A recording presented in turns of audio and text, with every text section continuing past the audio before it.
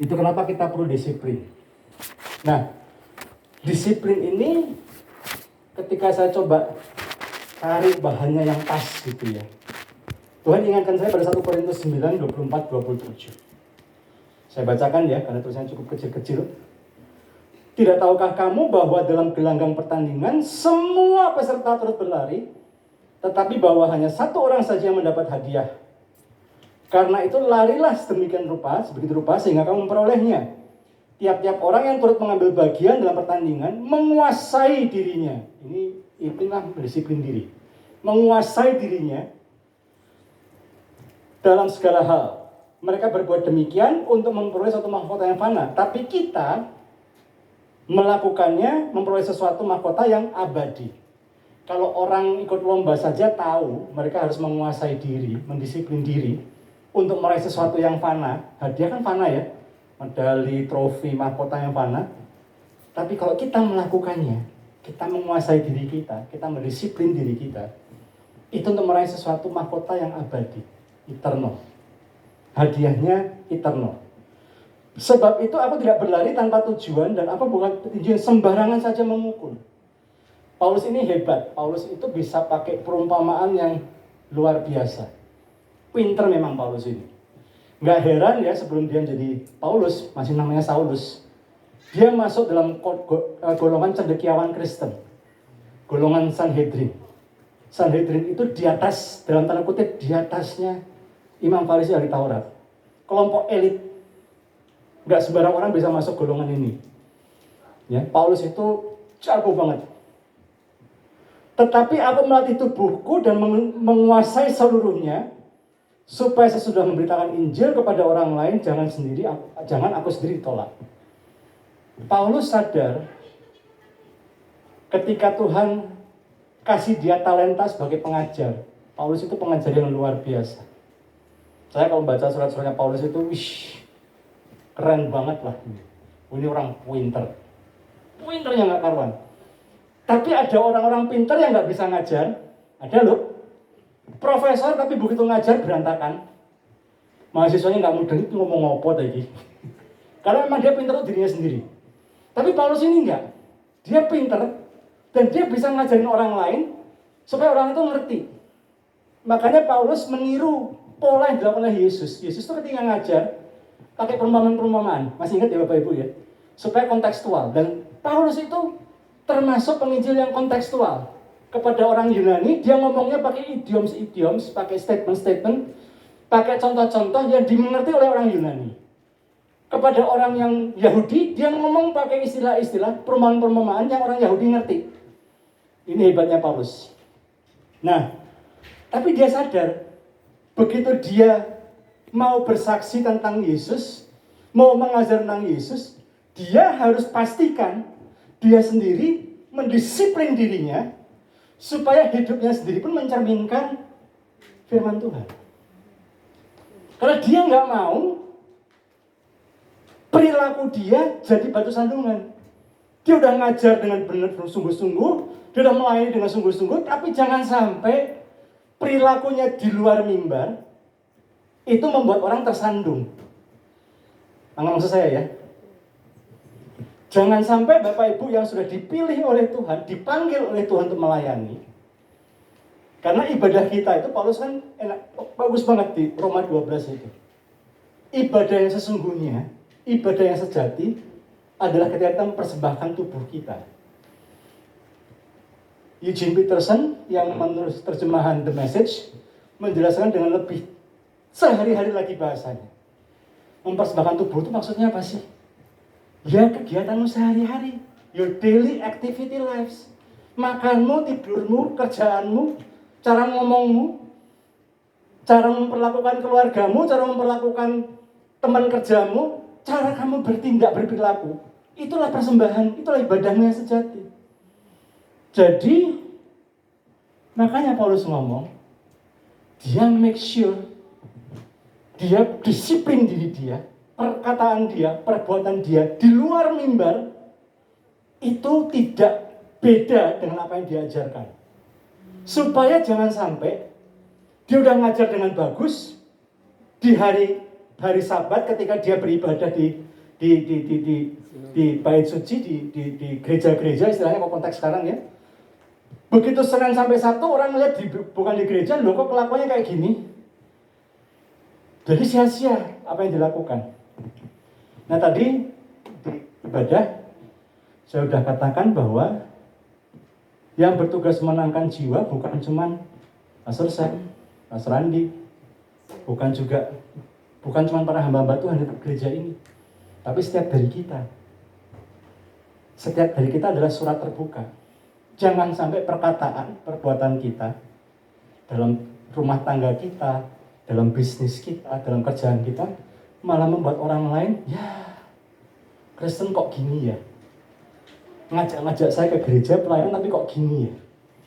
Karena itu Paulus menguasai demikian rupa. Dia mendisiplin dirinya. Memastikan jangan sampai gara-gara orang lain melihat dia di luar saat dia mengajar, beribadah, melayani, itu jadi kecewa sama Tuhan Yesus. Saya mau berangkat dari ini dulu. Jadi kalau Bapak Ibu semuanya, teman-teman semuanya dipanggil Tuhan untuk melayani, suka nggak suka, mau nggak mau, tiba-tiba itu lampu sorot nyorot ke kita. Saya cuma jadi usher Pak. Pokoknya orang tahunya kan main di gereja toh. Kristen ya? Wah begitu. Oh Kristen ya? Kok tahu? Iya, kaosnya kelihatan. Ada salibnya gede. Kristen ya? Kok tahu? Mobilnya ada stikernya Jesus Inside. Gitu.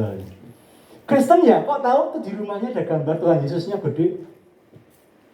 Suka nggak suka, mau nggak mau. Itu langsung lampu sorot, nyorot. Langsung kita masuk CCTV. Suka nggak suka, mau nggak mau. Nah saya ngomong gini bukan kembali kemudian, aduh kok berat ya pelayanan ya. Terus pamitan. Saya berdua nggak ada pamitan ya, setuju ya? Teman-teman semuanya ya. Nah, jadi perilaku kita, perkataan kita itu juga disorot sedikit banyak mau nggak mau, ya. Nah, karena kita orang Kristen maksudnya apa? Kita jadi muridnya Kristus. Kalau mau jadi murid, mau nggak mau harus disiplin. Saya ulang ya, mau jadi murid Kristus yang sejati, mau nggak mau kita harus disiplin. Ini nggak bisa dipisahkan. Disiplin itu anak tangga yang akan membantu kita mencapai impian dan tujuan hidup kita. Disiplin ini juga faktor kunci untuk kita membangun dan mendewasakan diri kita sebagai murid Kristus. Nggak bisa nggak. Jadi kalau tadi Pastor Sam bilang kita akan pengarahan untuk supaya kita melayani bersama-sama dengan lebih baik, saya lebih ke akar masalah lagi, yaitu mendisiplin diri kita. Kenapa? Ini penting sekali. Saya mau mengajak teman-teman semuanya, Bapak Ibu, tidak hanya melihat pelayanan di gereja sebagai yang kotak ini kotak namanya gereja hari Minggu, ya saya benernya di sini aja. Di luar saya nggak perlu jaga diri. Nah, saya bener ketika ibadah aja. Di luar jam ibadah, ketika persiapan, ketika apa-apa, saya nggak perlu bersikap disiplin, keliru. Semua yang terjadi di hari Minggu dibentuknya dari kebiasaan kita di luar hari Minggu. Saya ulangi ya, bagaimana kita di hari Minggu melayani Tuhan di gereja ini dibentuknya dari bagaimana kita Senin sampai Sabtu di luar ibadah. Karena kalau kita hanya bagus di hari Minggu, ketika jam ibadah, kita bukan sedang pelayanan. Kita sedang perform.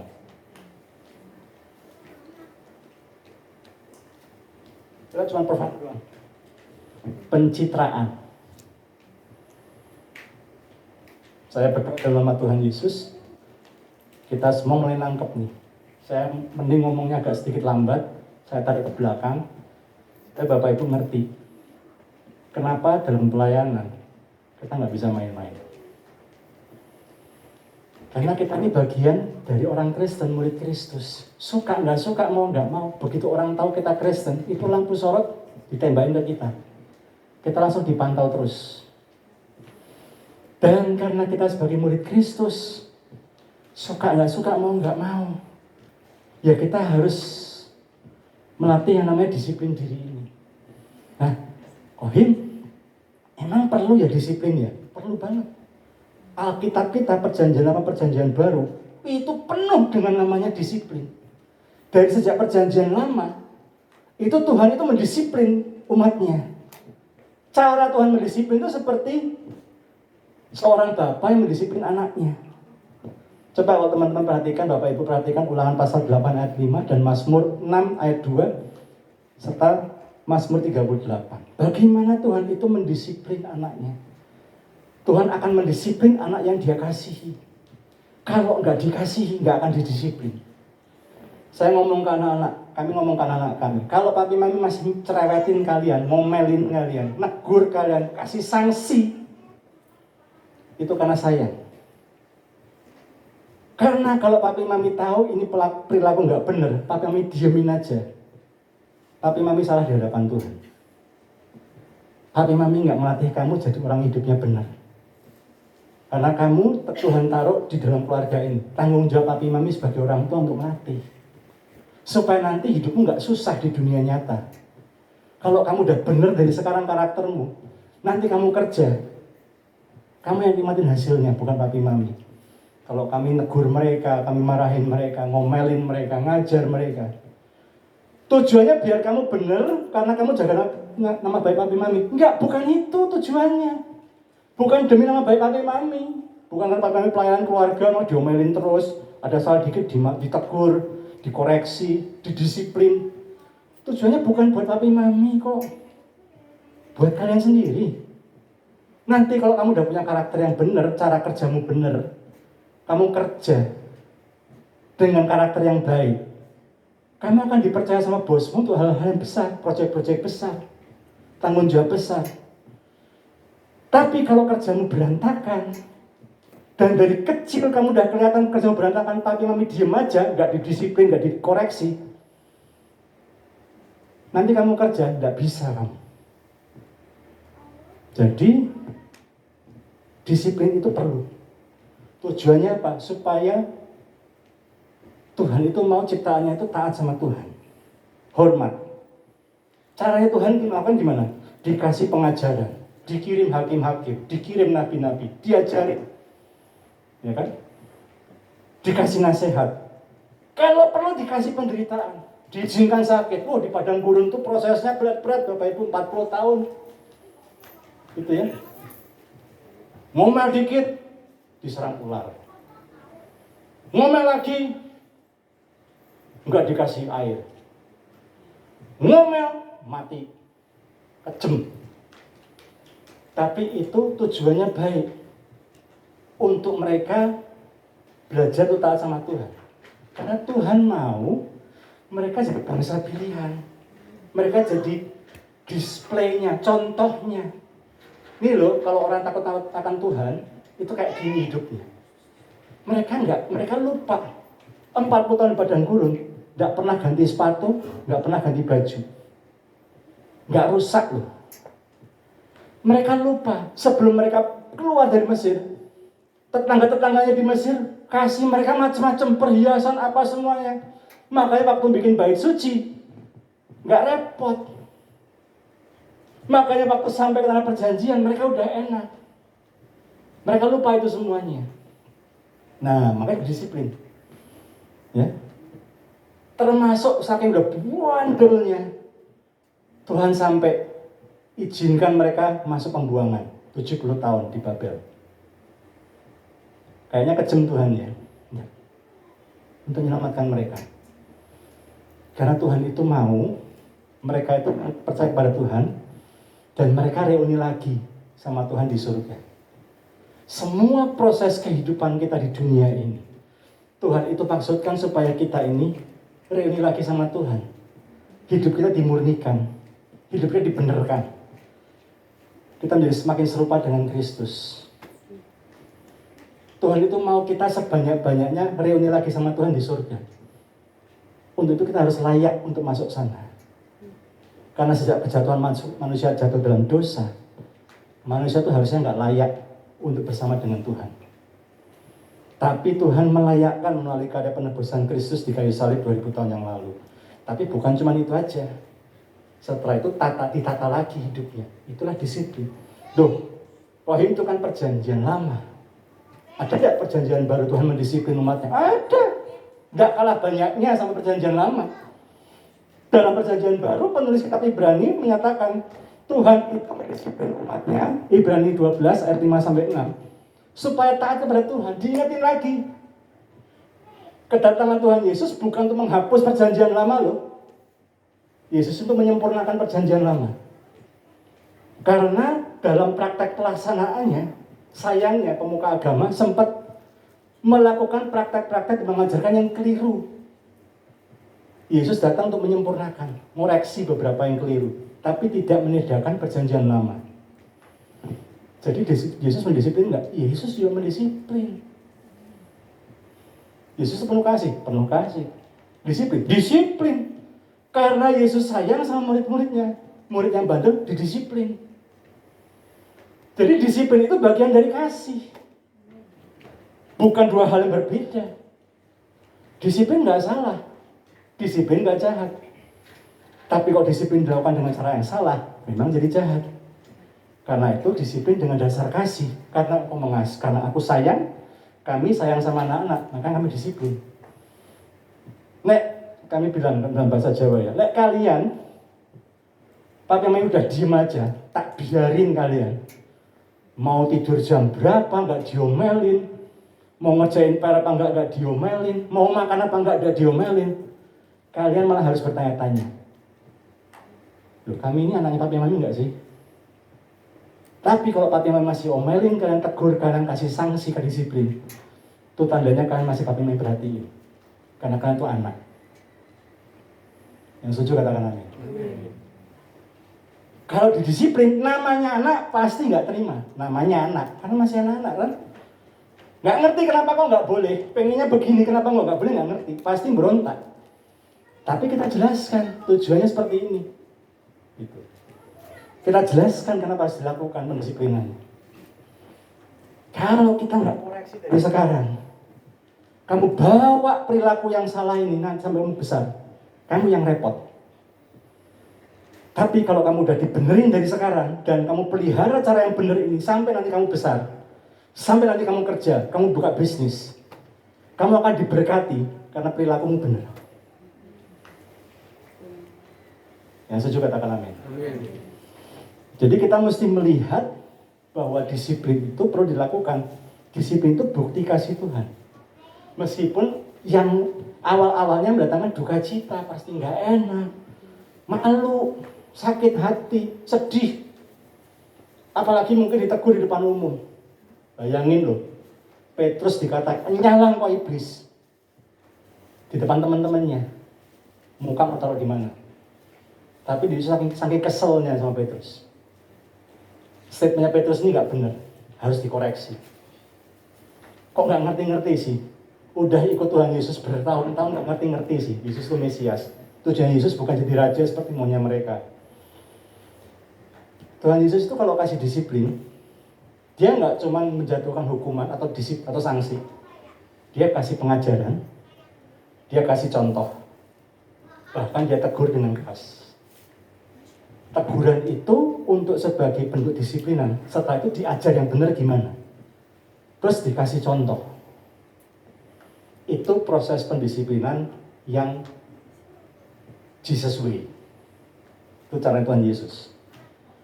Dan Yesus menghendaki murid-muridnya hidup dengan tertib, hidup disiplin. Jaga kekudusan, disiplin anggota tubuhnya, ya, tangan, kaki, mata. Daripada matamu buat kamu gagal masuk surga, cungkil matamu. Gitu kan kata-katanya kira-kira ya, firman Tuhan ya.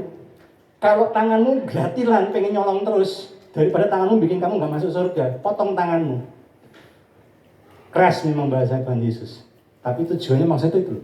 Kuasai tanganmu, kuasai matamu, kuasai tubuhmu, disiplin dirimu. Jangan sampai gara-gara kamu nggak bisa disiplin dirimu, kamu nggak masuk surga. Pikiran, sikap hati, didisiplin supaya nggak bawa dampak buruk. Di sekolah harus ada disiplin ketika ada anak bermasalah. Kenapa? Supaya nggak jadi kanker. Kalau dibiarin terus jadi kanker, malah merusak yang lainnya. Ya, itu kenapa perlu ada namanya sanksi. Kalau ada staf saya dalam ini pelayanan loh, staf saya pelayanan ya. Tapi kalau salah saya tegur, japri saya tegur. Kalau saya tegur japri masih belum berubah, saya tegurnya di grup. Tapi setelah itu saya japri, saya jelaskan kenapa. Tujuannya apa? Buat dia, supaya dia bertumbuh, supaya dia jadi baik. Gitu.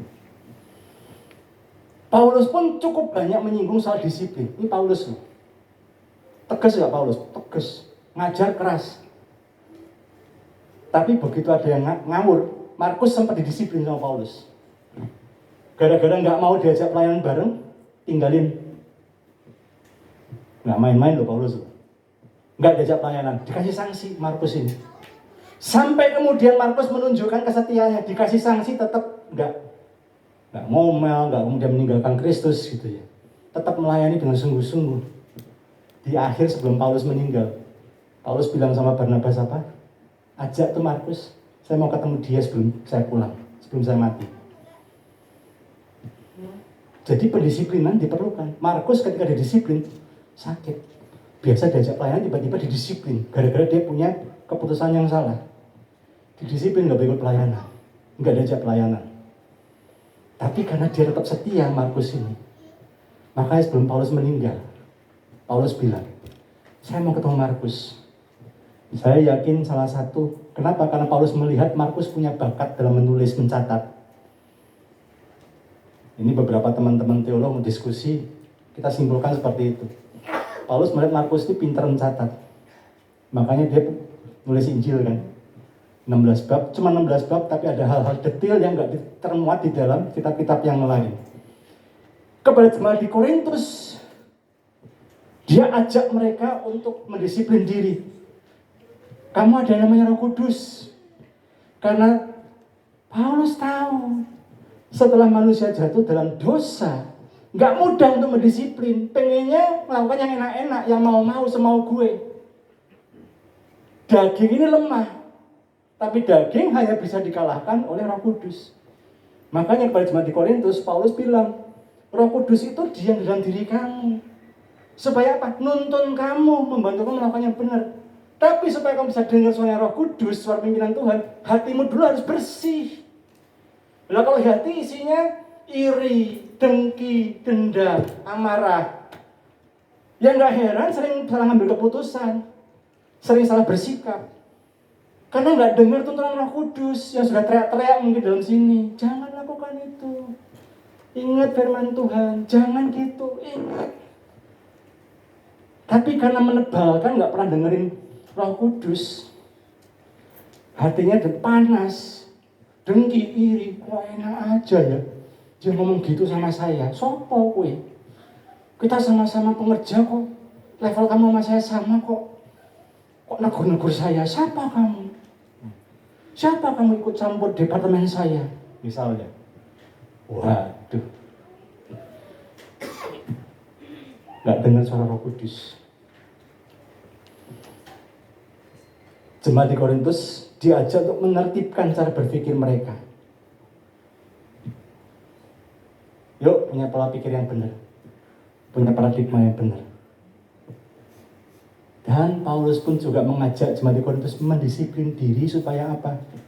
Di 1 Korintus 12 sampai 14 mengendalikan diri di dalam pelayanan dalam ibadah supaya nggak saling menonjolkan diri. Nggak ada tuh merasa lebih benar daripada yang lain, merasa lebih pengalaman daripada yang lain, merasa lebih pintar daripada yang lain. Boleh memang Anda kepala departemen saya, tapi saya sudah pelayanan pengalaman dari berbagai gereja. Kamu nggak ngerti pelayanan gereja. Wah, Lalu nggak mau semau-maunya. Yuk teman-teman, Bapak Ibu semuanya. Paulus memberikan gambaran yang sangat baik. Kita ini tubuh Kristus. Ada yang jadi tangan, ada yang jadi kepala, ada yang jadi kaki, tapi semuanya satu tubuh. Gereja ini boleh orangnya macam-macam, talentanya macam-macam, tapi kita semua satu tubuh. Satu tubuh berarti harus semuanya bergerak ke arah yang sama. Gitu. Siapa yang menggerakkan? Yang kasih komando pimpinan. Jadi kalau pimpinan udah bilang tema 2022 misalnya, ini temanya, jebret.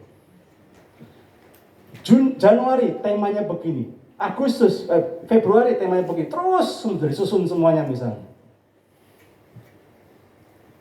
Belajar untuk menerima visi itu. Tapi jadi masalah ketika tangan tiba-tiba kepala bilang, semua ayo bergerak ke kanan. Tangan bilang, ogah ke kanan.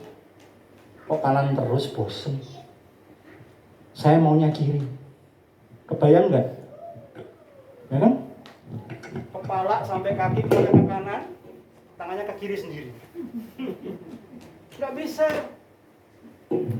Begitu sudah satu gereja, satu komando. Apalagi sudah doa bareng, rembukan, diskusi, pemimpin memutuskan. Satu komando. Meskipun tangan nggak setuju, saya belajar Bapak Ibu.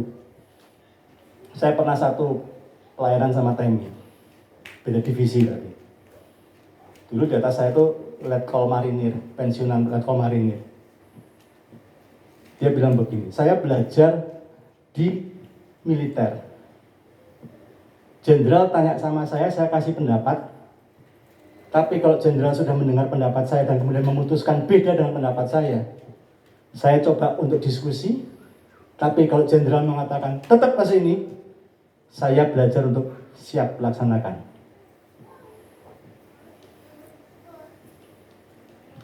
Meskipun saya nggak setuju.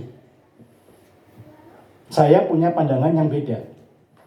Tapi karena jenderal saya sudah ngomong, jenderal saya sudah dengar, jenderal saya sudah berbukan sama yang lain, kemudian memutuskan, saya harus belajar siap laksanakan. Sampai di titik ada hal-hal prinsipil yang saya nggak setuju, keputusan di tangan saya. Saya mau merubah paradigma saya dan ikut, karena saya percaya dia punya calling seperti ini dan ya udah dari Tuhan. Atau saya mengatakan Tuhan panggil saya untuk hal yang lain. Ada berapa prinsip yang nggak sejalan? Resign. Tapi selama kita memutuskan tetap ada di satu tempat, kita harus belajar menundukkan diri kepada pemimpin. Setuju Bapak Ibu? Setuju Bapak Ibu? Setelah kita memutuskan kita berada di sebuah organisasi, kita belajar. Itu kepala, otak di situ. Beliau terima pewahyuan dari Tuhan, terima visi dari Tuhan, terima panggilan dari Tuhan, arahan dari Tuhan, jalan.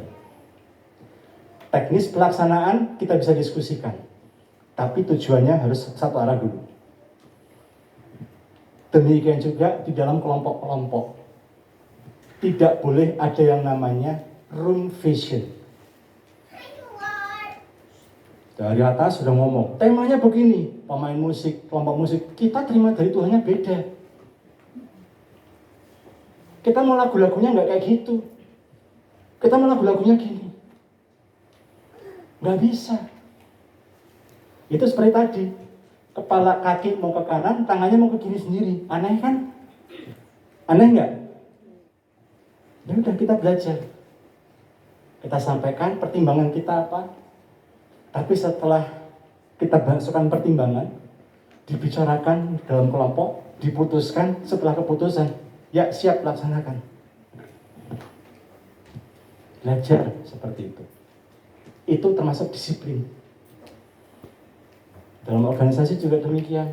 Saya dengan pemimpin saya direktur eksekutif, punya ketua. Ketua punya pandangan begini. Saya kasih masukan, usulan dari saya, pertimbangan saya begini. Dan pertimbangan gini. Dari pengalaman saya begini. Tapi kalau ketua sudah bilang, Pak Him tetap ketok palu. Kita lakukan ini. Saya belajar untuk siapa laksanakan.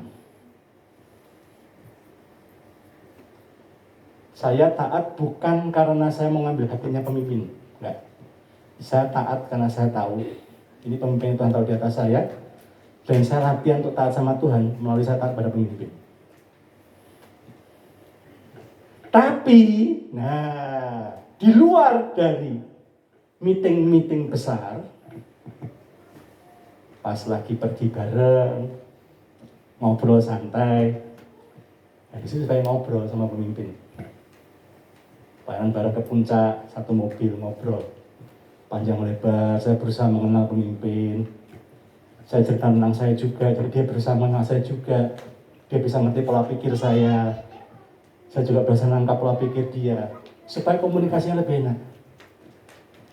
Kalau sudah saling kenal, saling terbuka, saling dekat, saya kasih masukan lebih enak. Tapi saya pun juga belajar. Setelah saya kasih masukan, kalau pemimpin saya ya terima, tapi nggak melakukan, ya sudah nggak apa-apa. Paling nggak saya sudah suarakan. Saya juga belajar di situ. Dan saya bersyukur pemimpin-pemimpin yang Tuhan taruh di atas saya itu benar-benar membentuk saya. They are not perfect, yes. Tapi ketika ada hal yang keliru, karena saya bangun relasi sama pemimpin, saya juga bisa kasih masukan dengan enak. Dan beliau juga lebih mendengarkan saya. Kenapa? Karena saya sudah lebih dulu belajar mentaati beliau, dan saya bisa memberikan masukan dengan waktu yang tepat, dengan cara yang tepat. Dan memang benar. Jadi tubuh itu seperti itu, ya. Dalam pelayanan sudah pasti. Ingat teman-teman semuanya, kita murid Kristus, kita belajar saling mentaati, belajar saling menghormati, belajar saling mengenal. Tapi di luar dari meeting-meeting resmi, saya berdoa dalam nama Tuhan Yesus, Bapak Ibu, pengerja di gereja ini juga membangun relasi non formal. Apakah itu dengan ngopi, ngeteh, di sini tempat kopi banyak banget, enak. Dekat tempat saya nginep juga kopinya enak. Semalam saya beli. Gitu ya. Kemarin keluar dari ini ada SPBU, ada janji jiwa. Wih, enak banget, kopi kenangan. Wih, enak banget, di sini banyak banget gitu ya. Kopi, ngopi. Sepedaan sama-sama, santai aja sambil lebih mengenal pemimpin kita. Saya dorong nanti masing-masing ya, mungkin tim musik, nanti tim pengajaran lain lagi gitu misalnya ya. Nanti sesekali juga ketemu informal. Jadi relasinya nggak cuma secara formal di gereja aja, bangun relasi yang informal. Yang dari pengalaman saya, relasi informal itu sangat membantu ketika relasi kita di dalam pelayanan sama-sama, dalam kerja sama-sama. Setuju Bapak Ibu? Makan bareng, makan suike, enak loh. Saya cerita tadi, nemu tempat suike enak, tapi memang bener enak yang tetap mengenal suikenya itu, gitu ya. Nah, selain suike, ada satenya, ada es campurnya, seberangnya bakpaunya, bakpau casiunya, mantep dah. Nah, sebagai murid Kristus, ada beberapa hal disiplin yang perlu kita lakukan. Saya dengan cepat saja. Yang pertama, disiplin dalam doa. Ya. Seringkali kita merasa udah pengerja, ya di gereja aja banyak doanya Pak. Saya berjemaat di gereja lokal yang tiap pagi ada doa fajar, Senin sampai Sabtu. Gitu ya. Udah gitu ada menara doa lagi dari jam 3 sore sampai jam 9 malam. Gitu ya. Pengerja, bukan pengerja, pokoknya ikut melatih kebiasaan doanya. Doa itu bukan waktu kita minta-minta sama Tuhan. Bapak Ibu, saya berdoa dalam nama Tuhan Yesus, dari pengerja di tempat ini mulai punya paradigma benar tentang doa. Doa itu latihan kita belajar menundukkan diri sama Tuhan. Belajar untuk kita merendahkan diri sama Tuhan. Doa itu bukan kita minta, kita serahkan proposal sama Tuhan terus minta cap dari Tuhan, enggak. Itu paradigma yang keliru selama ini. Mintalah akan diberikan kepadamu. Langsung datang ke Tuhan itu dengan proposal. Wes tak, aku udah bikin proposal, Tuhan tolong dicap, approve, sertai berkati. Kayak gitu kan Tuhan cuma tukang cap doang. Tuhan bukan Tuhan kalau gitu. Doa itu waktunya kita merendahkan diri, kita berserah sama Tuhan, kita minta hikmat sama Tuhan. Makanya Yesus 3 jam berjam-jam bergumul taman Getsemani. Aku maunya kalau bisa begini, Bapa. Tapi toh akhirnya Yesus bilang apa? Kehendakmu yang jadi. Belajar untuk merendahkan diri. Mulai doa itu bersyukur. Doakan jadi pendoa syafaat. Kami kalau doa mesbah keluarga, kami doakan pemimpin, doakan teman-teman, doakan keluarga, doakan saudara. Latihan untuk memperhatikan kebutuhan orang lain. Ya, kalau kita belajar mendoakan orang lain, kita sedang melatih untuk kita berempati sama orang lain. Nanti dalam relasi sehari-hari kita juga belajar untuk lebih ngerem sama orang lain. Karena kita biasa mendoakan. Jadi kalau saat ini kok ada gesekan, saya berdoa nggak ada ya. Amin. Dari aminnya kayaknya banyak gesekan. Wajar di mana-mana ya. Wajar lah gitu ya. Tapi bukan berarti nggak perlu diperbaiki. Saya nggak bilang gitu ya. Kata Kohim wajar di mana-mana gesekan. Ya udah nggak usah ada apa-apa. Biar gesekan aja terus. Ya nggak juga gitu. Tetap harus diupayakan. Nah, belajar mendoakan. Mendoakan pemimpin, mendoakan teman pelayanan kita. Belajar untuk mendoakan. Kenapa sih kok belakang dia jengkelin? Mungkin dia lagi stres. Kita nggak pernah tahu. Dia mungkin datang ke gereja, datang untuk latihan pelayanan dengan pasang muka baik. Kita nggak pernah tahu, mungkin dia lagi bergumul. Tanggal 15, beras sudah habis, minyak goreng langka, nggak tahu mau makan apa, tapi dia tetap berusaha mau melayani dengan sungguh-sungguh. Tapi tetap namanya orang lagi stres kan, jadi sensi. Ya sudah, jangan dimasukin ke hati. Mungkin dia lagi capek, ya sudahlah. Belajar untuk menangkap isinya. Mungkin kulitnya nggak enak di kuping, nggak enak di hati. Tapi nangkepnya maksudnya begini mungkin. Ya sudahlah, wes rapopo.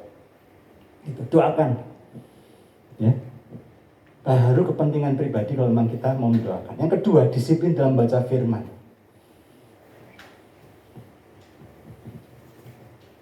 Dua hal ini kami tanamkan ke anak-anak. Anak-anak harus lapor, baca Alkitab.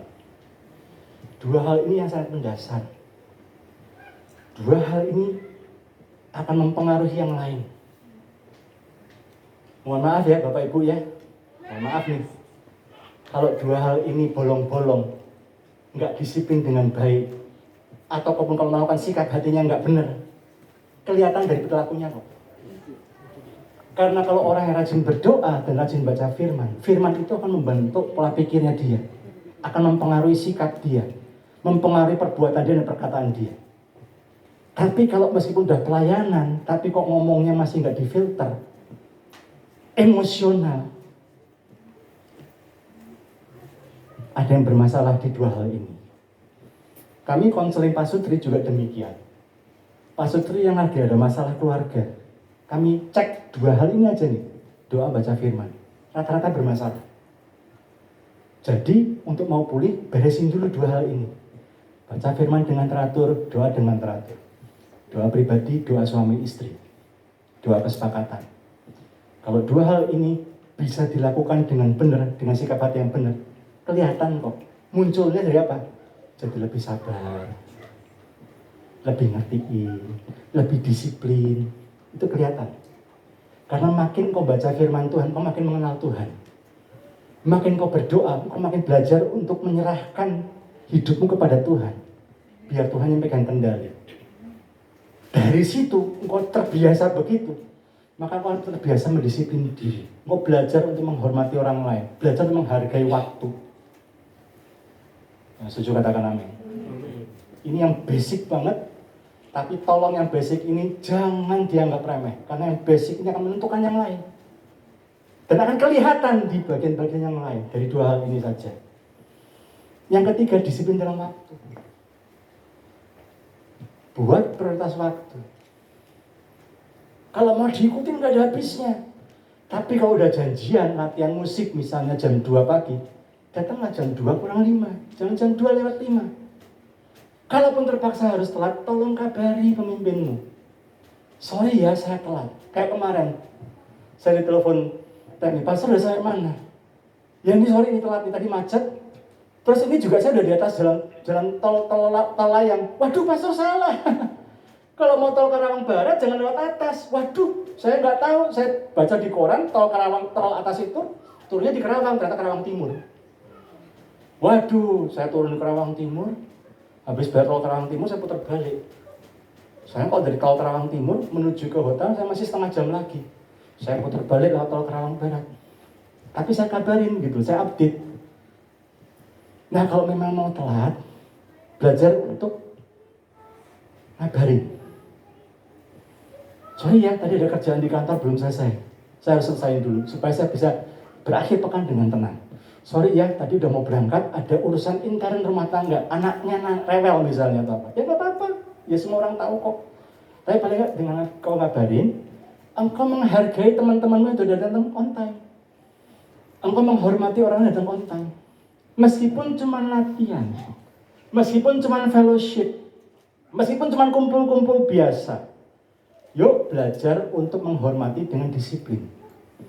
Kalau engkau menghormati orang lain akan menghormati dirimu. Perlakukanlah kepada orang lain seperti engkau ingin orang lain melakukan pada dirimu. Kalau engkau ingin orang lain menghormatimu, hormatilah orang lain. Engkau ingin orang lain respect sama kamu, memperhatikan kamu, perhatikanlah orang lain. Lakukan pada orang lain lebih dulu apa yang engkau ingin orang lain lakukan pada dirimu. Itu firman Tuhan yang ngomong. Belajar disiplin. Ya. Yang berikutnya lagi, disiplin dalam beribadah dan melayani. Wah ini memang berat.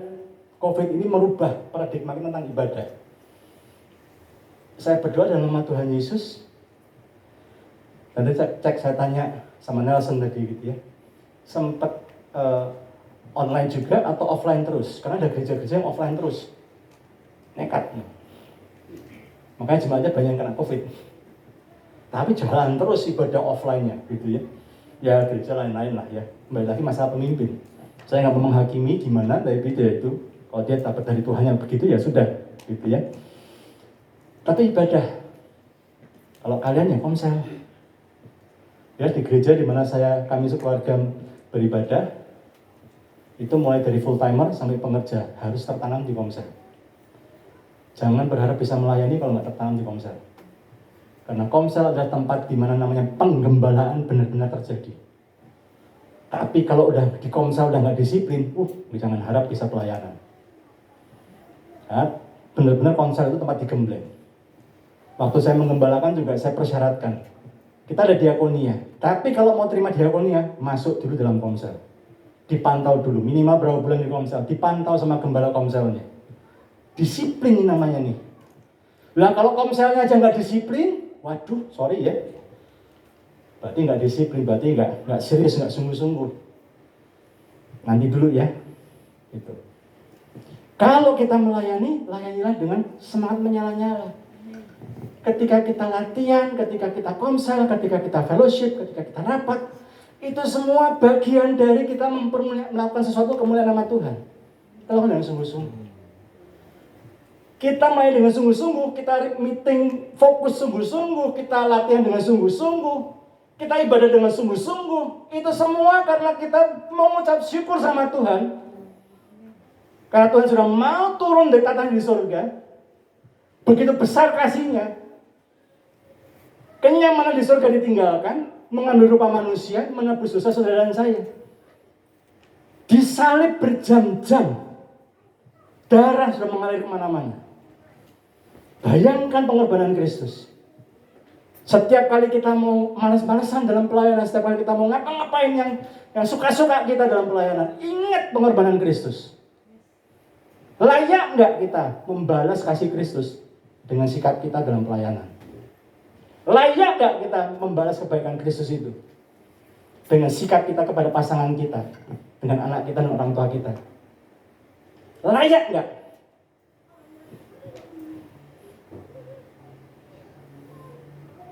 Yuk kita belajar. Kita masih melihat bahwa setiap aktivitas kita adalah ibadah kita kepada Tuhan. Disiplin dalam jaga pikiran, hati, dan mulut. Ini paling susah. Tapi semua ada caranya. Makanya belajar baca firman. Kenapa doa yang pertama tadi, doa dan firman? Itu penting banget. Karena ini berdampak juga di sini. Kalau pikiran kita diisi firman, kita banyak rajin baca firman, merenungkan firman, itu otak kita sudah di-setel, dipengaruhi firman. Makanya perilaku kita, perkataan kita akan semakin menjadi serupa sesuai dengan firman Tuhan. Nyaring apa yang masuk dalam hati kita, apa yang kita simpen. Jaga mulut. Mulut itu bermuji Tuhan loh. Masa dari mulut yang sama kita keluar kata-kata yang sia-sia? Pelajaran banget deh. Tuhan kasih kita mulut untuk memuji Tuhan. Dari mulut yang sama juga keluar kata-kata yang menyakitkan. Kan nggak mungkin kan kita di rumah punya saluran air itu cuma satu. Mau air bersih, air kotor lewat situ semua. Nggak mungkin kan? Kita pisahin kan ya? Air bersih, air pump, salurannya beda jelas dengan air dari, mohon maaf, WC. Kalau kan nyampur kan jijik kan? Ya nggak sih? Demikian juga mulut kita, yuk disaring yuk. Jangan keluar kata-kata sia-sia. Nggak usah keluarin gosip. Nggak membawa berkat, malah merusak kesatuan. Saya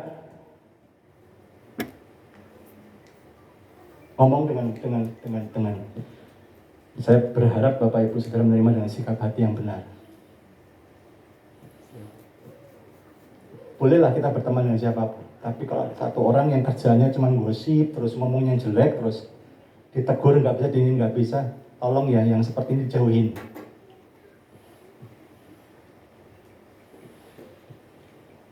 Kanker.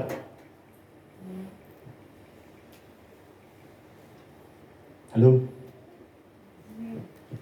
Kamu ada masalah sama orang? Datangin orang itu, selesain berdua. Jadilah dewasa. Jangan kalau di depan orang itu biasa-biasa aja, tapi di belakang ngomonginnya nggak enak. Nggak bagus. Waduh. Nggak banget deh. Nggak orang Kristen banget deh. Kalau saya nggak sek sama seseorang, saya japri dia. Saya tegur baik-baik. Tolong dikoreksi ya. Hati-hati loh kamu ngomongnya gini loh. Hati-hati ya. Tapi kalau ditegur berkali-kali diingatkan, tetap bandel. Saya mulai jaga jarak sama orang ini. Bukan apa-apa, saya nggak mau pikiran saya, hati saya dikotori, dipengaruhi hal yang nggak baik. Yang kayak gini-gini, saya jauhin. Kan harus dirangkul, Pak. Rangkullah yang baik. Yang lagi bermasalah ini masukin ICU dulu. Ya, masukin ICU dulu. Mungkin perlu pengembalaan khusus. Dibenerin dulu sikap hatinya, dilayani dulu dengan baik. Baru kemudian setelah itu bisa ini. Itu kenapa Bapak Ibu kadang-kadang kalau kita sakit perlu dirawat di rumah sakit dulu. Dijauhkan dari rumah kita dulu, biar benar-benar bersih di ruangan yang steril. Udah sehat, udah bagus, baru balikin lagi ke rumah. Itu kenapa? Ya, saya ngomong gini, tapi itu kembali lagi, ini hanya sebuah inspirasi, sebuah ide. Saya kembalikan lagi pada para pemimpin di tempat itu.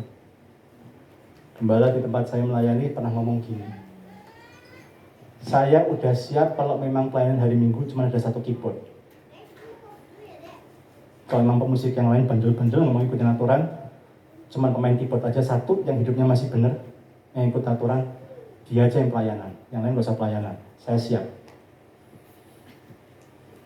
Karena saya nggak mau mimbar ini cuma buat perform. Ini tempat di mana kita memuji, memuliakan Tuhan. Ada belas kasihan, pengampunan? Ya, kalau dia bertobat udah pasti. Dia ngaku salah, dia minta maaf, ya diampuni. That's grace, kasih karunia. Kita minta ampun sama Tuhan, kita ngaku salah, kita minta ampun sama Tuhan, Tuhan ngampuni langsung kok. Tapi konsekuensi kesalahan kita tetap kita harus tanggung. Halo? Tetap harus kita terima gitu. Jadi, yuk jaga ya pikiran, hati, mulut kita ini jaga. Gak gampang pastor, iya memang ini proses. Tapi sembari diproses ya harus siap. Ditegur, diajar, dikoreksi, bahkan didisiplin. Bagi yang melakukan pendisiplinan juga sama. Saya ngomong gini Bapak Ibu, sambil waktu saya siapin semalam, sambil saya cross check juga, saya sendiri udah gini belum? Saya sudah gini belum? Wah ini masukan, ini juga peringatan lagi buat saya nih. Saya perlu koreksi juga nih. Gitu ya. Supaya persis seperti Paulus bilang tadi, saya sendiri pun harus melakukan dulu. Supaya jangan sampai saya jadi batu sandungan. Jadi ini both ways ya. Bagi yang melayani, bagi yang di tim jadi anggota, yuk lakukan dengan sungguh-sungguh taati pemimpin. Bagi yang dipercaya jadi pemimpin, yuk beri contoh yang baik ya. Beri contoh yang baik. Kenapa ajaran Yesus itu sampai begitu dahsyat yang menyentuh hati banyak orang? Karena Yesus bukan cuma pintar ngomong, dia sendiri juga melakukan apa yang dia omongin. Makanya nancep semua ke murid-muridnya. Paulus punya nggak kenal ketemu langsung Tuhan Yesus pun langsung bisa nangkep maunya Tuhan Yesus. Karena itu, ya. Jadi teman-teman, yuk dimulai dari disiplin diri. Unity, kolaborasi, sinergi sulit terjadi kalau kita nggak bisa mendisiplin. Nggak bisa saya pisahkan ngomongin soal unity dan disiplin terpisah, ini nggak mungkin. Saya harus melihat ini sebagai satu kesatuan. Unity baru bisa terjadi ketika ada disiplin. Disiplin diri dari masing-masing yang terlibat di dalam badan Kristus atau tubuh Kristus ini, dalam gereja ini. Dan juga dari pemimpin dan teman-teman semuanya yang dipimpin. Belajar untuk mendisiplin diri. Dan harus siap.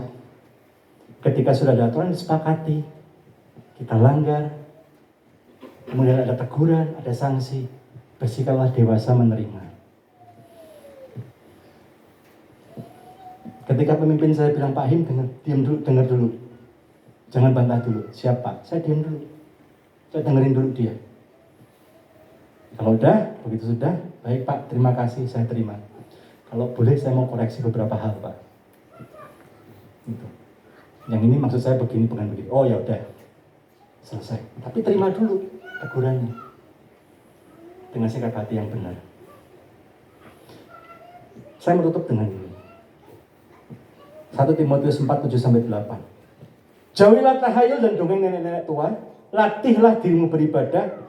Latihan badan ini terbatas gunanya, tapi ibadah itu berguna dalam segala hal karena mengandung janji, baik untuk hidup saat ini maupun hidup yang akan datang. Bahasa Inggrisnya bagus banget nih. Physical training is good, but training for godliness is much better. Belajar untuk menguasai diri kita dan melakukan firman Tuhan itu jauh lebih baik daripada kita latihan badani. Bukan berarti saya bilang olahraga nggak penting ya, saya nggak bilang gitu loh ya. Kalau latih tubuhmu sedemikian rupa, itu disiplin, bangun pagi, olahraga segala macam, kendalikan makan segala macam, ya. Tapi yang lebih penting lagi, disiplin kerohanian. Gereja adalah tempat di mana kita dibentuk, diproses. Besi menajamkan besi, manusia menajamkan sesamanya. Kita belajar kerja yang excellent di gereja. Jadi kalau kita dipercaya untuk melayani di gereja, bersyukurlah. Karena kita akan dapat ilmu-ilmu yang kita nggak dapat di kampus manapun di dunia ini. Setuju Bapak Ibu? Tapi kita layani dengan sikap hati yang benar. Kita belajar untuk mendisiplin diri kita. Kita belajar untuk mentaati menghormati pemimpin. Ketika ada ketidaksetujuan, kita sampaikan dengan penuh kasih, dengan cara yang benar. Bukan dengan sikap hati memberontak dan emosional. Karena kalau sikap hati kita udah salah, nada suara kita udah salah, meskipun pesan kita benar, sulit diterima. Setuju Bapak Ibu? Setuju ya? Tapi saya berdoa dalam nama Tuhan Yesus, selain menjaga relasi di dalam kegiatan-kegiatan resmi gereja, saya dorong. Di luar dari itu sering-seringlah ngumpul informal. Makan bareng. Aku lagi lagi masak ini nih, mampir dong ke rumah yuk. Kita ngeteh ngopi di rumah aja. Prokes ya. Gitu misalnya. Boleh. Di situ kita lebih saling kenal satu sama lain. Sorry ya waktu itu ya, aku ngomongnya nggak enak. Aku lagi pusing, stres, dikejar target. Maret, lu tahu sendiri kan Maret kan bagian keuangan gimana. Pusing kita laporan pajak gitu ya. Kebawa-bawa deh, makanya waktu latihan gue sempet nggak enak ngomongnya. Sorry ya. Oh ya nggak apa-apa. Boles bro, boles. Santai. Disettle. Di situ diselesaikan. Karena kita tahu, kita sedang melayani Tuhan loh. Kita sedang memuliakan Tuhan. Tidak hanya dalam pelayanan kita, tapi juga relasi kita satu sama lain. Ya itu sih pengarahan dari saya. Udah jam 12:05. Mau tanya jawab dulu atau gimana? Saya serahkan kepada pihak yang berwajib. Silakan. Oh, Pastor Sam langsung. Silakan Pastor Sam. Ya saudara, ini pengarahan yang luar biasa ya. Jadi memang bicara unity dasarnya adalah kedisiplinan masing-masing ya. Kita nggak bisa bicara unity tanpa disiplin. Saya setuju sekali. Jadi apa yang kita dengar ini sangat berharga buat kita ya, untuk kita melakukan pelayanan ini. Tentu di dalam disiplin, namanya disiplin itu ada reward and punishment ya. Ada reward, ada punishment. Nah, mungkin pemikiran saya gini Pak, ini sekalian kita coba bisa ini ya. Saya kadang berpikir gini, ini di gereja ya. Kadang-kadang ini saya pribadi ya, berpikir kalau saya ngasih punishment itu, aduh mereka tuh udah tanpa PK ya. Mereka melayani Tuhan dengan ini ya, dengan sukarela. Terus kadang-kadang saya nggak tega gitu Pak, untuk apa ya, untuk ngasih punishment itu. Kalau ada yang saya lihat ada yang kurang. Kadang-kadang saya tutup mata. Nah ini yang mungkin jadi saya kadang-kadang terkesan seperti membiarkan, ada pembiaran ya. Pak Andi seringkali Pak tegur, Pak harus ini. Jadi kadang-kadang saya kalau misalnya menegur seseorang, pulang ke rumah saya suka nggak enak hati Pak. Kenapa saya tegur orang itu ya? Jadi kadang-kadang saya suka berpikir, saya sebetulnya jadi pemimpin bakat enggak sih ya? Kadang-kadang kok saya nggak bisa tegas kayak orang gitu ya. Saya kadang-kadang tegas sama orang, pulang ke rumah tuh kepikiran gitu ya, bisa tuh nggak enak gitu ya.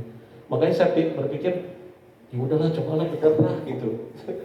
Pengen menganggap, ya udah benar semua gitu ya. Jadi saya nggak usah menegur gitu. Cuma ternyata ini nggak bisa ya, nggak bisa. Jadi selalu ada yang namanya disiplin itu ya, harus ada reward dan punishment. Karena tanpa ada reward sama punishment itu kayaknya nggak bisa ini. Nah, coba bagaimana Pak cara menerapkan reward sama punishment seperti apa gitu ya, dan juga rewardnya seperti apa. Terima kasih Pastor Sam. Wah ini luar biasa loh. Thank you Pastor Sam ya. Untuk bersikap terbuka itu nggak mudah. Tapi itu ciri orang yang rendah hati, ciri orang yang seorang pemimpin yang mau bertumbuh, mau berubah. Thank you Pastor Sam. Nggak banyak pemimpin yang mau ngaku terus terang seperti itu. Itu luar biasa. Kebanyakan pemimpin kalau dengar kayak gitu langsung tersinggung, langsung saya nggak diundang lagi. Ya kan, karena merasa saya pemimpin gitu kan, kok berani-beraninya saya gini. Tapi saya bersyukur ya, itulah yang kayak gitu-gitu, yang real seperti itu justru yang disukai. Ya, nah jadi kalau saya punya karakter yang kurang lebih mirip sama Pastor saya. Boleh cek sama istri saya. Saya tuh orangnya nggak tegaan. Ya nggak yang? Kadang-kadang kalau saya tuh harus tegas itu, kamu aja yang maju deh. Gitu ya, kamu aja. Karena istri saya nggak bisa. Kamu yang maju karena kamu ayah. Kamu harus beri negur. Kamu harus koreksi. Kalau kamu membiarkan anakmu nggak berubah, kita berdosa loh di hadapan Tuhan. Ya udah, saya harus berani menguatkan diri, dan saya masuk kamarnya anak saya. Ngobrol. Memberikan sanksi, memberikan teguran tidak harus dengan marah-marah yang gimana. Dua pemimpin saya, ketua Family First, belum lama ini ganti ya, permajaan lah, ganti yang lebih muda gitu. Tipe-tipe yang tegas tapi tenang. Pak Jokowi itu nggak pernah marah-marah gimana-gimana ya, ngomongnya kalem tapi tegas loh. Hal yang sangat prinsipil, cara ngomongnya boleh tenang, tapi itu sebuah teguran yang dalam. Jadi saya harus belajar dari begini. Kita harus melihat bahwa setiap pengerja, setiap jemaat yang Tuhan taruh dalam kehidupan kita itu adalah anak kita. Anak itu juga melakukan segala sesuatu kita nggak bayar, dalam tanda kutip. Jangan salah loh, kalau kita beliin anak bukan berarti kita bayar dia loh. Kalau kita nyekolahin dia bukan berarti kita bayar dia loh. Ya. Tapi kan dia kita bentuk, kita latih untuk melakukan hal-hal yang berguna buat dia. Jadi itu yang kami ulangi, kami tekankan. Dan saya harus belajar menegakkan hati, Pastor saya. Saya harus matikan sikap baik saya. Karena kalau kita baik-baik terus, nggak baik juga buat orang lain. Ada waktu memang kita harus kencang. Jadi kita sepakatin dulu bersama-sama. Dalam keluarga juga itu kan ada aturan keluarga ya. Aturan keluarga gimana kesepakatan bersama? Aturannya ini. Semua sepakat semua? Sepakat, gitu ya. Kalau perlu tanda tangan semua, gitu ya. Sudah sepakat, ya. Jadi semua akan berlaku menurut aturan ini ya. Di sekolah Bapak Ibu kalau nyekolahkan anak gitu juga kan? Sebelum anaknya masuk, pertemuan orang tua murid. Wah, sekolah menjelaskan, aturannya begini-begini. Jelas Bapak Ibu ya, jelas. Sepakat ya, sepakat. Waktu saya masukin anak saya Jennifer ke SMA, pihak sekolahnya kirim dokumen, saya harus tanda tangan. Menyatakan memang mau mentaati semua aturan sekolah. Begitu saya tanda tangan, berarti saya setuju. Begitu saya setuju, kalau anak saya bermasalah, didisiplin, saya nggak boleh protes. Karena saya dikasih tahu lebih dulu. Jadi sepakati dulu, diumumkan dulu aturannya, semua udah oke, sepakat, lakukan. Let the system works. Waduh maaf, saya pernah waktu saya jadi HRD, saya nggak tahu Temi tahu nggak cerita ini. Saya harus PHK orang karena korupsi. Lembaga pelayanan loh Pak Bu. Tapi karena di awal saya interview dia, saya bilang, di tempat ini kamu boleh melakukan kesalahan kecuali 2 hal. 3 hal, sorry. Jangan nyolong, maksudnya korupsi gitu ya. Jangan bohong, dan jangan melanggar hukum kriminal. Ya. Termasuk ya narkoba apa gitu ya, termasuk juga berzina apa segala macam itu nggak boleh. Nggak ada tempat di sini. Nggak ada satu staf full timer korupsi. Saya ada buktinya. Saya ngomong, kamu kasih nota penggantian segini. Ini apa ya namanya ya? Nota asli Pak. Barangnya sama nggak? Sama Pak. Selisih nggak? Selisih Pak. Selisihnya 100.000 satu nota. Satu nota selisih 150.000. Saya nggak marah-marah sih. Saya cuma bilang, ingat kan waktu saya interview saya ngomong apa? Ya Pak, jangan korupsi, jangan bohong. Yang kau lakukan ini apa? Saya udah bohong Pak, saya juga korupsi. Terus gimana? Pak, saya minta tolong Pak. Saya punya istri, punya anak, saya harus bisa kasih makan mereka. Kalau saya dipecat Pak, nanti saya gimana Pak? Saya bilang, ya sih, saya juga punya istri, punya anak, saya ngerti. Tapi kalau saya nggak kasih sanksi, muka saya taruh di mana sama anak buahmu? Ini yang nemuin nota aslinya anak buahmu sendiri loh. Menurut kamu bisa mimpin nggak? Saya nggak marah-marah loh. Menurut kamu masih bisa mimpin mereka nggak? Mereka tahu kamu kayak gini. 3 bulan masa percobaan udah berani kayak gini. Nggak bisa Pak. Terus menurut kamu saya mesti gimana? Dia bingung. Ya udah gini, kamu mundur. Saya nggak akan keluarkan surat referensi. Kalau surat referensi itu kan, wah ini kerja dengan baik, bla bla bla, kenyataan nggak? Gitu. Tapi kalau kamu minta surat keterangan bahwa selama 3 bulan pernah kerja di sini, saya kasih sekedar surat keterangan. Saya mau menghukum dia, tapi saya nggak mau menghancurkan hidup dia.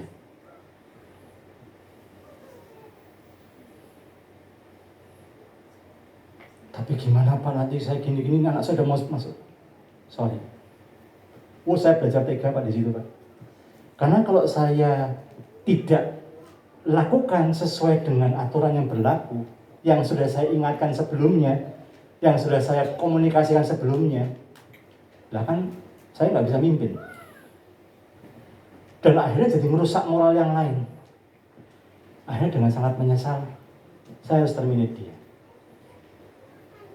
2-3 kali saya lakukan itu. Pulang nggak bisa tidur Pak. Karena hati baik saya itu, aduh kasihan gimana ya gitu. Kok kayak gimana? Tapi saya mikir hal yang lebih besar lagi. Ini satu rusak, saya potong supaya nggak ganggu yang lain. Kalau saya biarkan, yang lain jadi rusak. Saya jadi makin dosa di hadapan Tuhan. Jadi mending yang satu ini saya potong.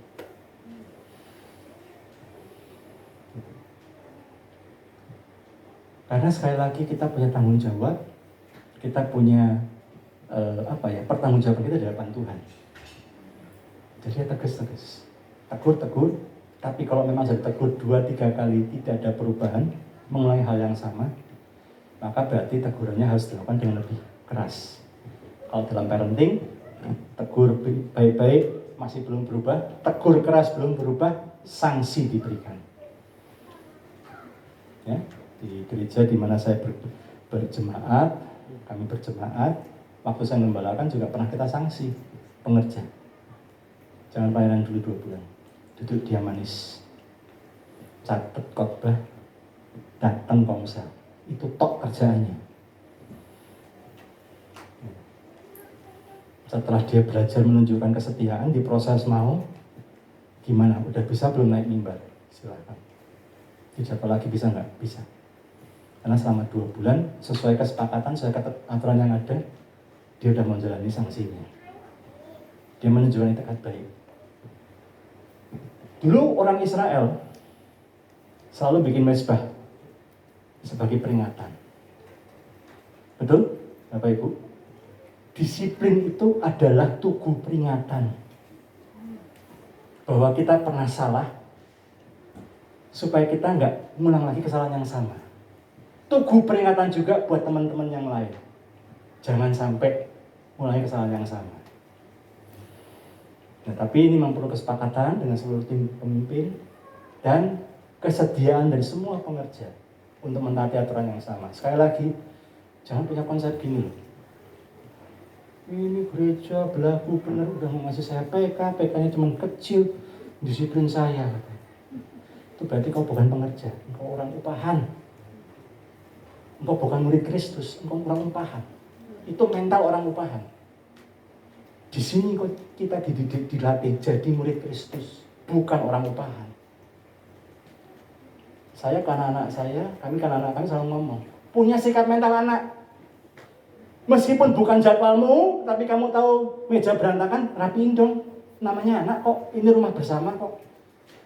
Kamarmu nggak rapi, rapiin dong. Cengli nggak? Cengli, itu sikap anak. Kalau kau datang ke tempat ini dan sebagai pengerja dan kau berkata, ini udah nggak dapat PK, didisiplin segala macam, wah berarti kau orang upahan berarti, bukan mental murid. Halo, omongan saya mungkin bahasanya nggak enak, tapi tolong kan baik-baik. Ya. Saya berdoa dalam nama Tuhan Yesus, pengerja di GPI Resinda ini bukan orang upahan, tapi murid Kristus. Amin. Anak Tuhan. yang mau didisiplin, digembalakan, dikoreksi, dan melayani dengan sungguh-sungguh, dengan sikap hati yang benar. Amin. Ya. Ya, terima kasih membuka wawasan, memberikan pengertian. Mudah-mudahan saya tidak ada yang diberikan teguran dan tidak diberikan sanksi ya. Semoga semua baik-baik saja. Nah, saudara, saya ingin memberikan kesempatan 2 pertanyaan saja karena waktu sudah cukup. Jam 12:20 ya. 2 pertanyaan, silakan kalau ada yang mau bertanya. Siapa? Any question? Nanya nggak didisiplin kok. Nanti kalau nanya didisiplin lagi. Ada? Pak tadi ada?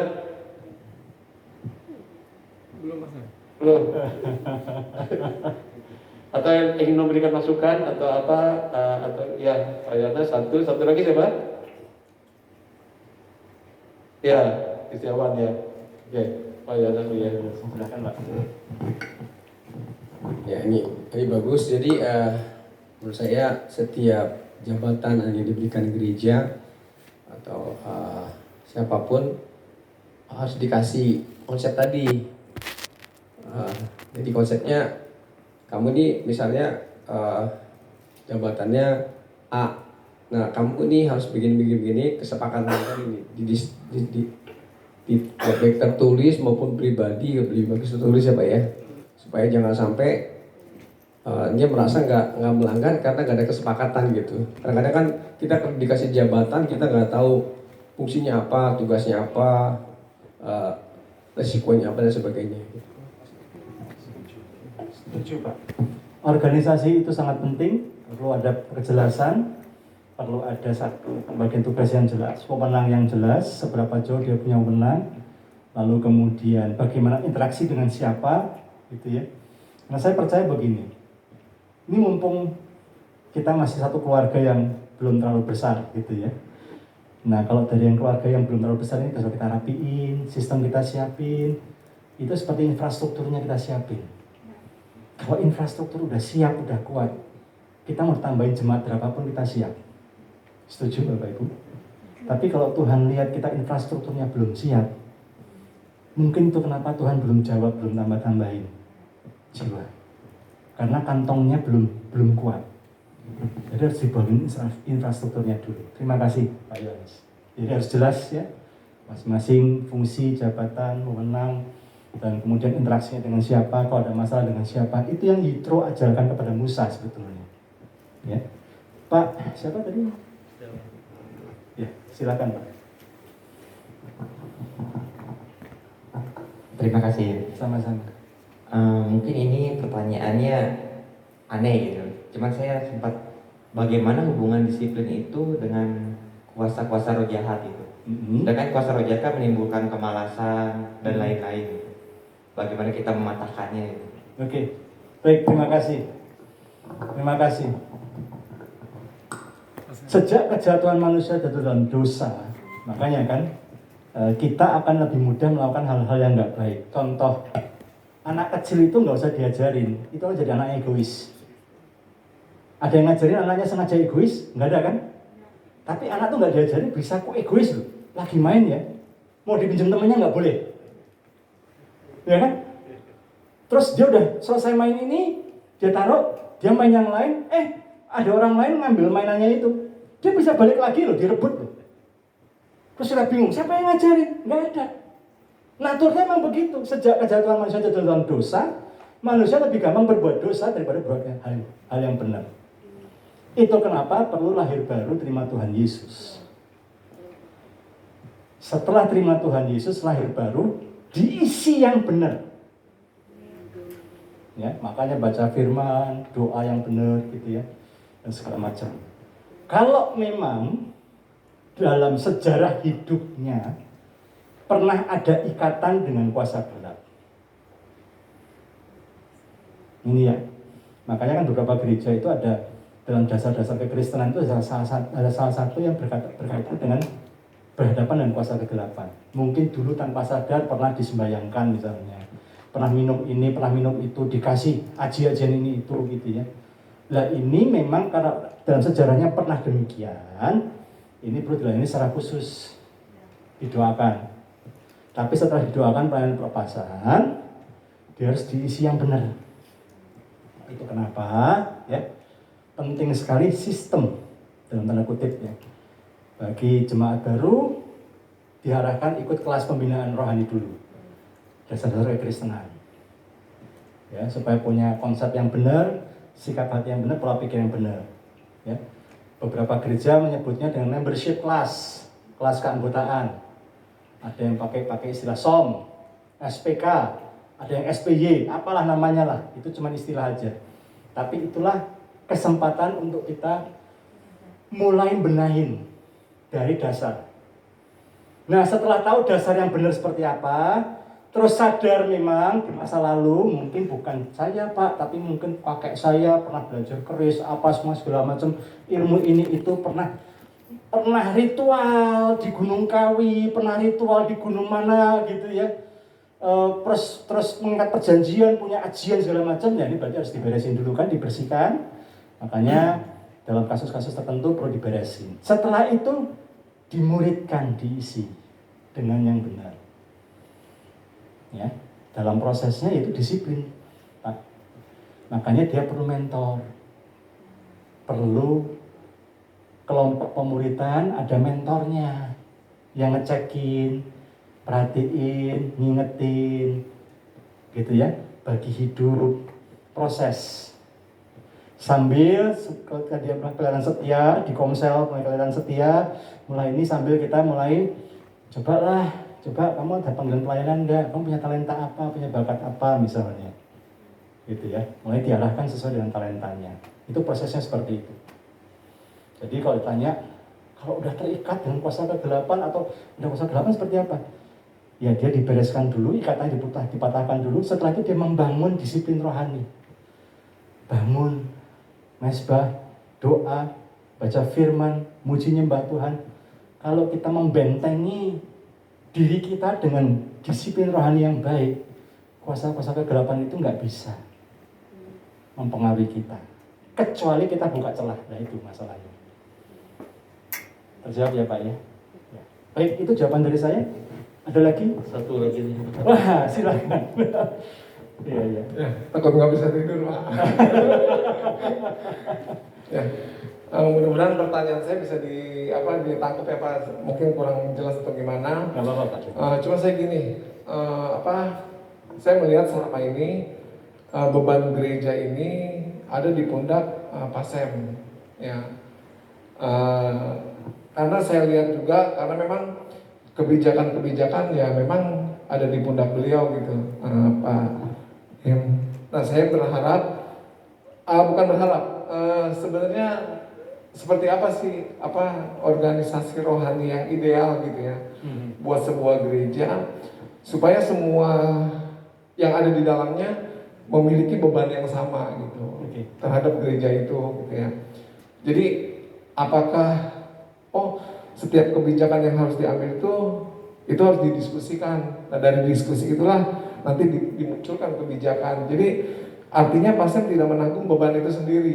Ketika ini nggak berjalan, ini nggak maksimal, ini tidak maksimal, akhirnya pasien, harus gimana? Akhirnya banyak jalan yang ditempuh gitu. Pak Him, ya contohnya seperti yang siang hari ini, tentunya untuk memaksimalkan ketertinggalan kami lah ke belakang gitu Pak Him, supaya ke depan semua boleh berjalan atau terkoordinasi dengan baik. Ya. Nah itu. Baik. Makasih. Terima kasih. Saya nangkep maksudnya Pak. Gitu ya. Nah, ini yang dia lakukan oleh Yitro kepada Musa. Musa itu kan dulu dikit-dikit Musa, semua Musa, gitu ya. Kambing hilang Musa, gitu. Kemah nggak beres Musa, gitu. Rebutan patok Musa, gitu ya. Patok lahan Musa, istilah gitu. Sampai Yitro sebagai mertua kan tersinggung, ya. Lah, bini gua dinikah, anak gua dinikahin jadi bininya terus dibiarin gitu. Mana nih, marah kan Yitro kan, mungkin saya bayangin gitu ya. istrinya nggak ngurusin orang Israel yang jutaan banyaknya tiap hari, habis waktunya ngadepin itu semua gitu. Semua jawabnya Musa semua. Karena itu Yitro ngomong sama Musa, latih, kembangkan pemimpin setiap 10 orang, pemimpin setiap 50 orang, pemimpin 100 orang. Dengan kata lain, Yitro mengajarkan pada Musa yang namanya delegasi dan wewenang.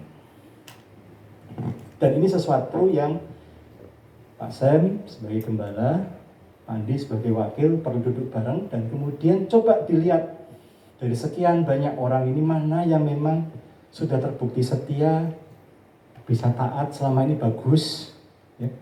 Dan mana yang bisa sejalan. Maksud berjalan itu bukan gimana ya, tapi bisa kalaupun ada ketidaksetujuan tapi bisa dengan cantik menyampaikan dan bisa berdiskusi dengan baik.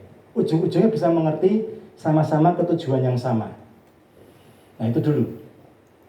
Ketemu orang-orang seperti itu, didoakan, diumumkan. Nih, koordinator musik misalnya saya cuma sebut nama aja nih, saya belum kenal semuanya gitu ya. Bro Nelson misalnya. Bro Nelson dikasih wewenang. Kamu punya wewenang untuk apa? Buat jadwal. Punya wewenang apa? Kalau ada yang malas latihan, nggak pernah datang latihan, maunya cuma main terus hari Minggu, dirumahkan dulu, dijemaatkan dulu misalnya. Contoh aja gitu ya. Nah, boleh. Dicek juga. Jangan sampai pelayanan kayaknya rajin pelayanan, sekolahnya berantakan nilainya kalau masih sekolah. Wah jangan sampai gitu. Gitu ya, kriteria harus jelas dulu dibuatin sama-sama kriterianya. Udah? Nah, pendoa punya pasukan pendoa. Jenderal doanya siapa? Misalnya Pak siapa namanya? Pak Yohanes misalnya. Jenderal doa Pak Yohanes. Pak Yohanes punya wewenang untuk membina para pendoa, ya, memuridkan mereka, mendisiplin mereka. Kalau untuk pendoa ini kan meskipun nggak kelihatan di mimbar, tapi kan penting, vital peranannya. Gitu ya. Kalau pendoa aja nggak karu-karuan, gitu ya, hidupnya berantakan, nggak disiplin, gitu ya. Dibina Pak, ya didisiplin. Ya, kamu duduk diam di jemaat dulu biasa, nggak usah pelayanan dulu, misalnya, gitu ya. Terus dimasukkan ICU, intensif pemuritan misalnya, pendampingan dengan Pak Yohanes. Kalau laki, kalau perempuan jangan Pak, bahaya Pak. Perempuan kasihkan yang lain gitu ya. Seperti itu. Boleh punya wewenang. Siapa yang tugas di mimbar untuk doa syafaat hari Minggu? Dari masukan dari Pak Yohanes. Pak Yohanes yang milih siapa yang naik ke atas. Harus koordinasi dengan koordinator ibadah. Nah, koordinator ibadah. Siapa misalnya? Siapa namanya Pak? Sampingnya bertemi ini siapa? Yosef. Koordinator ibadah raya Pak Yosef. Pak Yosef komandannya ibadah raya. Jadi pemusik mau kayak apa, firman Tuhan harus berapa lama, kalau udah tinggal berapa lama, harus bagaimana, itu Bro Yosef yang mengambil keputusan, decision. Gitu ya. Ada apa-apa, ini gimana nih, pengkhotbahnya Pak Himawan lagi, lupa dia udah khotbah, lupa berhenti. Gimana nih? Bro Yosef mengatakan pengumuman sikat aja, skip pengumuman. PowerPoint aja muncul setelah ibadah selesai, misalnya begitu. Semua harus siap laksanakan. Bro Yosef tanggung jawab. Dikasih wewenang. Running ibadah seperti apa. Nah itu mesti dibicarakan, dibuat sistemnya, diumumkan, didoakan supaya jemaat tahu. Itu beda loh. Ketika pengerja, apalagi punya posisi, didoakan di depan mimbar. Semua jemaat melihat, semua anggotanya melihat semua. Ini memang diurapi Tuhan, ya sudah belajar untuk yes sir, laksanakan. Kenapa transisi dari Daud ke Salomo berjalan dengan smooth? Karena Daud sebelum mati sudah mengumumkan, Salomo yang gantiin saya. Dan Salomo diumumkan sebagai calon penggantinya Daud. Di-acknowledge. Makanya Salomo bisa memimpin dengan mulus. Gitu. Jadi kita juga perlu percayai, diskusikan, bikin aturannya, sampai orang tertentu cukup kepala departemen saja yang mengambil keputusan. Supaya Pak Sam bisa memikirkan hal-hal yang lain. Gitu. Saya membantu di bagian konseling di gereja lokal saya. Gitu. Saya bilang, Pak, delegasi Pak, masing-masing cabang punya koordinator konselor. Mereka dikasih wewenang keputusan, jangan dikit-dikit ke bapak terus, jadi bapak terus. Ini mohon maaf nih, saya bercanda ngomong sama dia gitu ya. Dia memang orangnya agak pendek, kayak batu bener-bener gitu ya, gitu, bulat gitu ya, agak pendek. Saya bercanda sama dia, nanti bapak nggak tumbuh-tumbuh, nggak tinggi-tinggi nanti. Kasihan semua jemaat dari cabang ini ke bapak lagi konselingnya, cuma bapak lagi. Bapak kapan bertumbuhnya Pak? Saya bercanda sama dia gitu ya. Dia ketawa, ya bener sih Pak, saya setuju Pak gitu ya. Jadi delegasi. Bapak cuma tinggal terima laporan. Cuma di cabang ini sudah ada koordinator konselornya. Laporannya ke dia, troubleshooting ke dia. Dia nggak bisa jawab, baru ke Bapak. Bapak nggak bisa jawab, baru tanya ke Tuhan. Jangan tanya ke saya tanya ke Tuhan. Gitu ya. Bercanda ya sama dia ya gitu. Jadi dibuat sistem. Ya, didelegasikan, dikasih wewenang, didoakan, diumumkan. Supaya semua orang tahu. Nah, jadi kalau di bawah nggak ada ini, tidak ada titik temu, baru ke atas. Tapi sebaliknya, ini salah satu kelemahan. Tidak semua pemimpin ya. Ada beberapa pemimpin yang nggak bisa percaya sama bawahannya. Jadi memang akhirnya duit harus ke dia. Terus kadang-kadang ada orang bypass, nggak lewat ketua departemen, langsung ke dia, dan beliau langsung veto. Nah, ini menimbulkan masalah juga. Ya, jadi kalau sudah ada sistem seperti itu, dihormati. Yang di atas pun juga belajar mengembalikan lagi di bawah seperti apa. Kalau misalnya ada keputusan di bawah yang dia nggak setuju, jangan diveto. Panggil orangnya, kenapa kamu waktu itu memutusnya begini? Saya pertimbangan saya gini. Kalau dia salah, tegur 4 mata.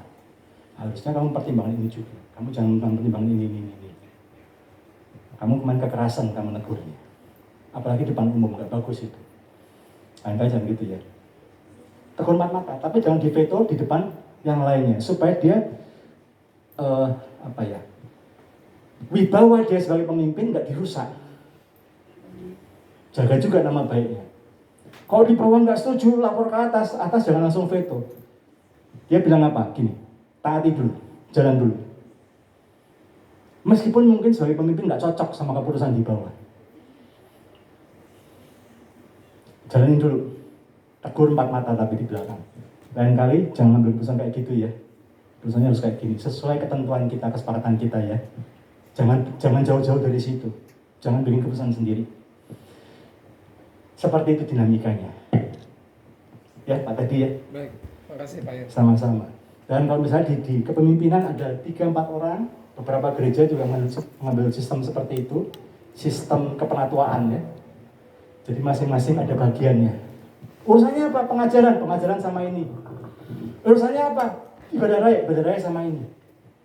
Nah nanti para penatuannya ini yang sering ngumpul bareng. Supaya menyamakan visi, menyamakan persepsi, menyamakan konsep. Supaya ketika keluar ke bawah, bahasanya semua sama. Nah ini yang di atas harus kompak juga. Terjawab ya Pak ya? Ya, Semoga terjawab. Baik, terima kasih. Saya kembalikan lagi kepada Pastor Zen. Mohon maaf Bapak Ibu, saya sungguh-sungguh terima kasih, satu kehormatan bisa berbagi dari pengalaman saya, termasuk juga dari kesalahan saya. Karena beberapa yang saya sharingkan adalah kesalahan saya juga.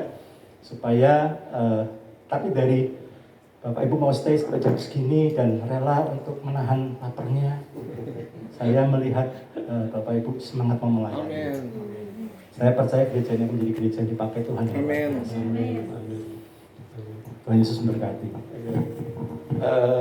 Sekali lagi kita berikan terus untuk Pak Purnawan. Kemudian saya kita dapat pencerahan pada siang hari ini, dan apa yang kita terima pada siang hari ini biar membuat kita semua melayani dengan lebih baik lagi. Nah, sebagai penutup, saya minta Pak Andi untuk memberikan kata-katanya. Tolong dikata-katai Pak.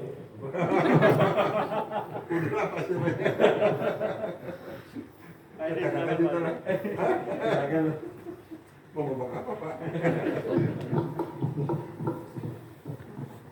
Ya apa? Shalom Pak. Ya kata-kata itu kenapa Bapak ini ngucapin terima kasih Pak. Terima kasih Pastor Rimawan udah mau yang melayani di yang Kerawang. Tadi mana Temi ya bahkan cerita Temi di kamar anak saya di hotel ada ini apa kecoa katanya. Saya bilang ya udah kan ntar kalau datang lagi mau nginep telepon saya ntar saya aturin hotelnya, saya bilang jangan dibeli lagi di Resenda Hotel ya Pak. Terima kasih Pak Himawan ya, satu kasih. Oke, lalu mari kita balik ke diri, kita doa terima kasih pada Tuhan. Kami bersyukur Tuhan, baikan Tuhan bagi gerejamu GBRS tempat ini. Kami sudah menerima firman Tuhan dan juga mendengarkan pengarahan bagaimana kami boleh melayani dan lebih baik. Tuhan tanamkan di hati kami apa yang kami dengar pada siang hari ini boleh sungguh-sungguh tertanam dalam roh dan hidup kami Tuhan, sehingga kami boleh melayani dengan lebih sungguh lagi, melayani dengan lebih baik lagi, sehingga jemaat semua dapat dibentuk, dibangun Tuhan melalui pelayanan kami ini, sehingga mereka juga boleh merasakan, mereka boleh bertumbuh di dalam wadah GBRS Resinda ini. Bapak berkati Pastor Himawan Tuhan, istri, anak-anaknya, apa yang dikerjakannya menjadi berhasil dalam nama Tuhan Yesus. Dan sebentar kalau mereka juga akan kembali Tuhan ke Jakarta, Tuhan juga sertaikan perjalanan nanti, bahkan kalau mereka dengan semangat terus apapun. Dan kami semua Tuhan, kami akan berpisah semua dan pertemukan kembali kami minggu depan Tuhan dengan semangat yang melayani dengan yang luar biasa. Terima kasih Bapak, terima kasih Tuhan Yesus. Di dalam nama Yesus kami berdoa dan kami mengucap syukur. Yang percaya kita katakan amin.